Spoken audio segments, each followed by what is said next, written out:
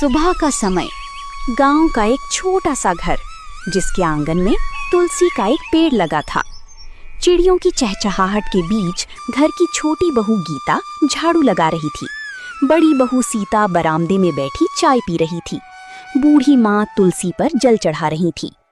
सारा घर का काम मुझसे ही क्यों कराया जाता है? ना कोई मदद, ना कोई मान। मेरा तो जीना हराम कर रखा है। तू तो काम में लगी रहती है गीता। तुझे काम किए बिना चैन ही नहीं आता। आपकी तरह नहीं हूँ जो पूरे दिन बस आराम ही करना चाहती है। अरे गीता, जुबान संभाल कर बात कर। बड़ी बहू से इस तरह बात करते शर्म नहीं आती? माँ जी, मैंने कुछ गलत नहीं कहा, बस मन में था तो निकल गया। घर का पुराना रसोई घर, जहाँ रमा अकेले खाना बना रही थी। सुबह से अब तक एक पल भी नहीं बैठी। माँ जी को तो बस बड़ी बहू में ही दीवी दिखती है और मैं तो बस नौकरानी बनकर रह गई हूँ। तभी गीता का पति अमन रसोई में आता है। गीता, कुछ मदद कर दूं?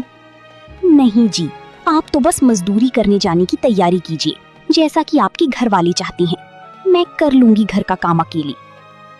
गीता, माँ को कुछ समझाना मुश्किल है। वो बचपन से ही भैया को ज्यादा मानती आई हैं और बहू के रूप में भी वो सीता को ही देखती हैं। दोपहर का समय। आंगन में माँ और सीता बैठी थी। सीता बेटी, तू तो इस घर की लक्ष्मी है। तेरे भाग्य से ही मेरे घर में पोता हुई है। माँ जी, ये सब आपका आशीर्वाद है। और उस गीता को देखो, वो तो बस अपनी दुनिया में मस्त रहती है। हाँ, बस खुद को ही चालाक समझती है वो। तेरे जैसे संस्कार थोड़े ही हैं उसमें। गीता दूर से सब सुन रही थी। उसकी आंखों में आंसू आ जाते हैं। रात का समय, सब खाना खा चुके थे। गीता चुपचाप बर्तन धो रही थी। गीता, तुम्हें बुरा लगा जो माँ ने कहा? देखो, मैं माँ की तरफ से माफी मांगता हूँ। नहीं अमन जी, अब तो आदत सी हो गई है, लेकिन दर्द तो होता ही है ना। गीता, हम अभी कुछ बदल तो नहीं सकते, पर मैं हमेशा तुम्हारे साथ हूँ। बहू अमन को समझा दो कि गीता को ज्यादा सिर चढ़ाना ठीक नहीं। औरतों को उनकी जगह पता होनी चाहिए। आप चिंता ना करें माँ जी, मैं सब संभाल लूंगी।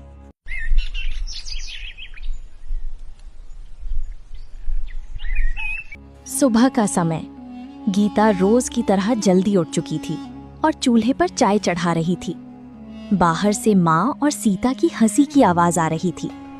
मेरी तो हर सुबह एक जैसी होती है, कोई बदलाव नहीं, बस काम, ताने और तिरस्कार। क्या यही लिखा था मेरे भाग्य में? तभी गीता की सास रसोई में आती है। गीता, सीता के लिए अदरक वाली चाय बना देना, आज उसकी तबीयत थोड़ी नासाज है। मेरी भी तो रात से तबीयत ठीक नहीं है माँ जी, फिर भी आपने मुझसे कुछ नहीं पूछा। ओह, अब बीमारी के बहाने बनाने भी सीख लिए तूने।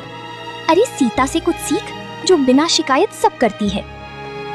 गीता चुपचाप आंसू रोकते हुए चाय में अदरक डालने लगती है। उधर बड़ा भाई रवि काम से लौटता है। माँ, मैं आ गया। आ बेटा, थक गया होगा। गीता, जल्दी से पानी ला। अभी लाई माँ जी। गीता सब देख रही थी कि किस तरह बड़ी बेटी और बहू का सम्मान किया जा रहा है, लेकिन उसे कोई नहीं पूछ रहा। इसके बाद आंगन में पूरा परिवार साथ बैठता है, केवल गीता को छोड़कर। रवि बेटा, हमें अपनी पोते के लिए अच्छे स्कूल का इंतजाम करना होगा। तेरा बेटा बहुत होशियार है। हाँ माँ, कल ही शहर चलकर देखता हूँ। अरे हाँ माँ जी, हमारा गोलू तो सब में अव्वल आएगा। माँ, गीता भी तो पढ़ी लिखी है, वो भी घर के बच्चों को पढ़ा सकती है। इस बहाने कुछ कमाई हो जाएगी।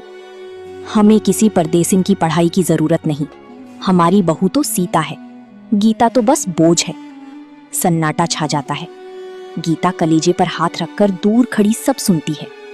रात का समय। अमन और गीता अपने कमरे में बात कर रहे थे। गीता, मुझे शर्म आती है कि मैं तुम्हारा पति होकर भी मैं कुछ नहीं कर पाता। ऐसा मत कहिए, आप ही तो मेरी सबसे बड़ी ताकत हैं। आप हैं तभी मैं सह पा रही हूँ। एक दिन सब बदलेगा गीता, बस थोड़ा धैर्य रखो। धैर्य की भी एक सीमा होती है।